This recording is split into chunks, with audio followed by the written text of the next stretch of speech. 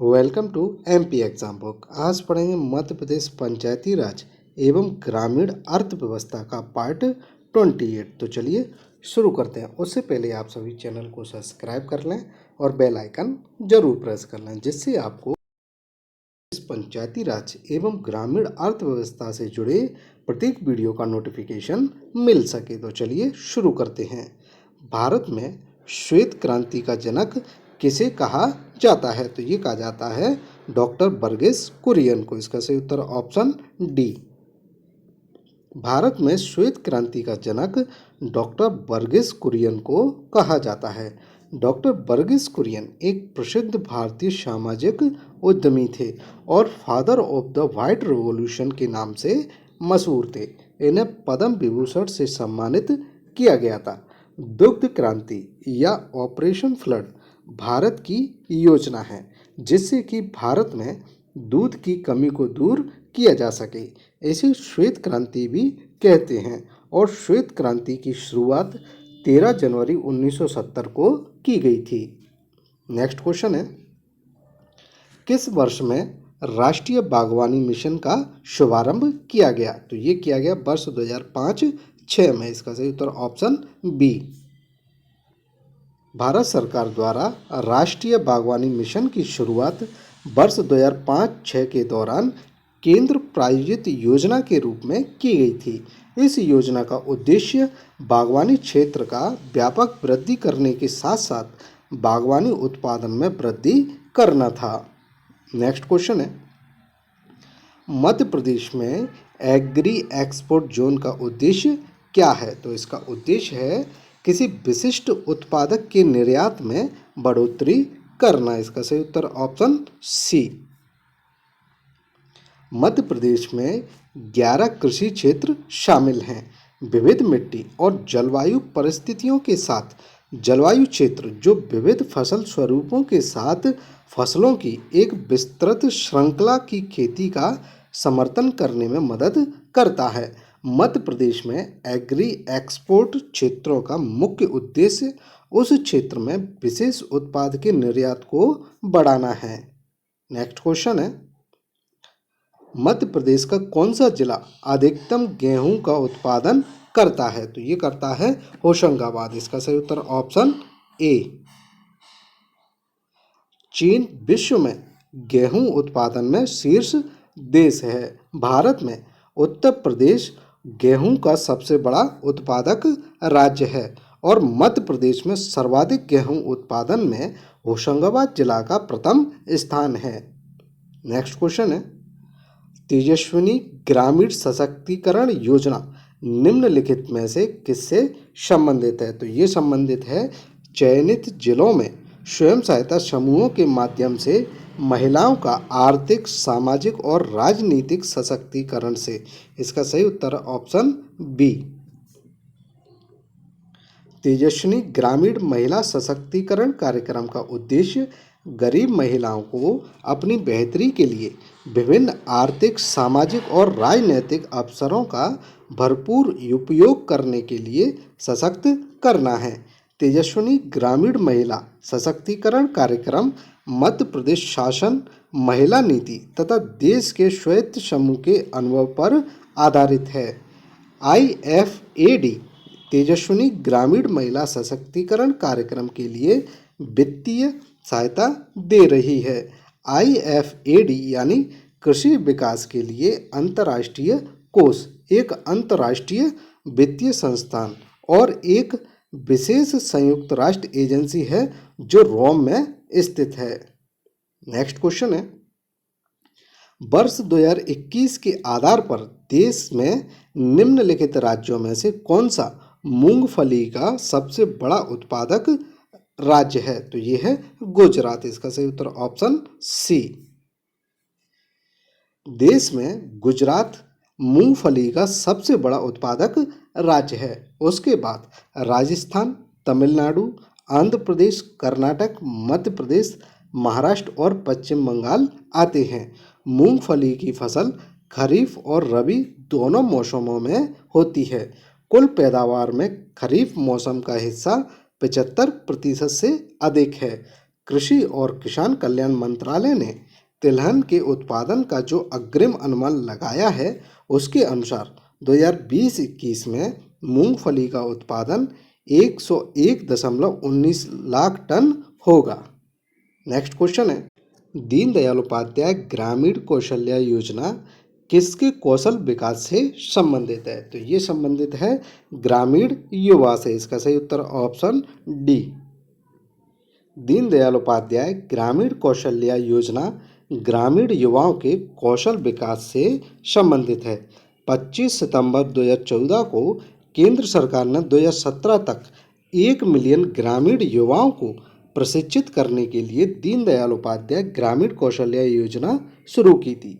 यह 15 से 35 वर्ष की आयु के युवाओं को लक्षित करती है। इसका उद्देश्य उन्हें नियमित मासिक मजदूरी या न्यूनतम मजदूरी से ऊपर की नौकरी प्रदान करना है। यह राष्ट्रीय ग्रामीण आजीविका मिशन का एक हिस्सा है।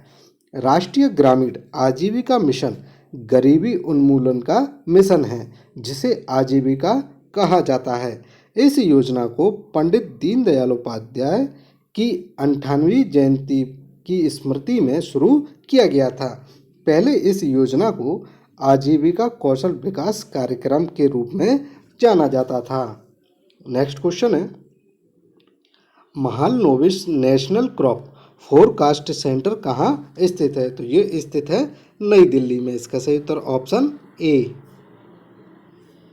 महालनोबिस राष्ट्रीय कृषि विभाग, कृषि सहयोग और किसान कल्याण विभाग, कृषि और किसान कल्याण मंत्रालय भारत सरकार द्वारा कृषि भविष्यवाणी और सूखा मूल्यांकन के लिए अंतरिक्ष और संबंधित प्रौद्योगिकी के उपयोग के संचालन के लिए महान भारतीय सांख्यिकीविद पी.सी. महालनोबिस के नाम पर नई दिल्ली में केंद्र स्थापित किया गया था। इसका उद्घाटन कृषि मंत्री द्वारा 23 अप्रैल 2012 को किया गया था। नेक्स्ट क्वेश्चन है, 2004 में गठित राष्ट्रीय किसान आयोग की अध्यक्षता किसने की थी? तो ये की थी M.S. स्वामीनाथन ने। इसका सही उत्तर ऑप्शन बी। राष्ट्रीय किसान आयोग भारत का एक आयोग है जिसका गठन 8 नवंबर 2004 को किया गया था। इसके अध्यक्ष M.S. स्वामीनाथन थे। नेक्स्ट क्वेश्चन है, भारत में चाय अधिनियम किस वर्ष में अधिनियमित किया गया था? तो ये किया गया था वर्ष 1953 में। इसका सही उत्तर ऑप्शन सी। चाय अधिनियम 1953 की धारा 4 के अनुसार 1 अप्रैल 1954 को एक सांविधिक निकाय के रूप में चाय बोर्ड की स्थापना की गई थी। शीर्ष निकाय के रूप में यह चाय उद्योग के समग्र विकास का ध्यान रखता है। इसमें भारत सरकार द्वारा नियुक्त 30 सदस्य होते हैं जो कि चाय उद्योग के विभिन्न वर्गों का प्रतिनिधित्व करते हैं। बोर्ड का प्रधान कार्यालय कोलकाता में स्थित है और 2 क्षेत्रीय कार्यालय उत्तर पूर्व क्षेत्र में असम के जोराहट में और तमिलनाडु के कुन्नूर में दक्षिण क्षेत्र में है। इसके अलावा सभी प्रमुख चाय उत्पादक राज्यों और 4 महानगरों में 18 क्षेत्रीय कार्यालय फैले हुए हैं। चाय के प्रचार के उद्देश्य से 3 विदेशी कार्यालय लंदन, दुबई और मॉस्को में स्थित हैं। नेक्स्ट क्वेश्चन है, भारत में 20वीं पशुधन जनगणना किस वर्ष की गई थी? तो ये की गई थी वर्ष 2019 में। इसका सही उत्तर ऑप्शन सी। भारत में पशुधन और पोल्ट्री के विशाल संसाधन हैं जो ग्रामीण जनता की सामाजिक आर्थिक स्थितियों में सुधार लाने में महत्वपूर्ण भूमिका निभाते हैं। देश में कुल पशुधन आबादी 535.78 मिलियन है, जो पशुधन जनगणना 2012 की तुलना में 4.6% अधिक है। देश में पशुधन गणना वर्ष 1919-20 से ही समय समय पर की जाती रही है। तब से प्रत्येक 5 वर्ष में एक बार यह गणना आयोजित की जाती है। 20वीं पशुधन गणना रिपोर्ट को मत्स्य पालन, पशुपालन और डेयरी मंत्रालय द्वारा 2019 में जारी किया गया था। 20वीं पशुधन गणना सभी राज्यों और केंद्र शासित प्रदेशों की भागीदारी से आयोजित की गई थी। यह गणना ग्रामीण और शहरी दोनों ही क्षेत्रों में की गई थी। नेक्स्ट क्वेश्चन है, मुख्यमंत्री कृषक उद्यमी योजना कब प्रारंभ की गई थी? तो ये की गई थी वर्ष 2018-19 में। इसका सही उत्तर ऑप्शन डी। मध्य प्रदेश सरकार द्वारा वर्ष 2018-19 में मुख्यमंत्री कृषक उद्यमी योजना लागू की गई। इसका उद्देश्य किसानों के शिक्षित बेटे बेटियों के लिए स्वरोजगार स्थापित करना है, जिसमें औद्योगिक, सेवा एवं व्यवसाय के लिए ऋण प्रकरण तैयार किए जा सकते हैं, क्योंकि वर्तमान में इस योजना में ऑनलाइन आवेदन स्वीकार किए जाते हैं तथा ऋण प्रकरणों को स्वीकृत हेतु बैंकों को ऑनलाइन भेजा जाता है। इस योजना के तहत अधिकतम 10 लाख से 2 करोड़ रुपए तक का ऋण प्राप्त किया जा सकता है। नेक्स्ट क्वेश्चन है, केंद्रीय तंबाकू अनुसंधान संस्थान कहाँ स्थित है? तो ये स्थित है राजमुंदरी में। इसका सही उत्तर ऑप्शन डी। भारतीय केंद्रीय तंबाकू समिति ने केंद्रीय तंबाकू अनुसंधान संस्थान की स्थापना की। केंद्रीय तंबाकू अनुसंधान संस्थान की स्थापना वर्ष 1947 में राजमुंदरी, आंध्र प्रदेश में की गई थी। यह कृषि मंत्रालय, भारत सरकार के अधीन कार्य करता है। तंबाकू बोर्ड अधिनियम 1975 के तहत भारत सरकार ने तंबाकू बोर्ड की स्थापना की थी। नेक्स्ट क्वेश्चन है, मनरेगा का ग्रामीण ऑडिट कितने दिनों में किया जाता है? तो ये किया जाता है प्रत्येक 6 माह। Option C.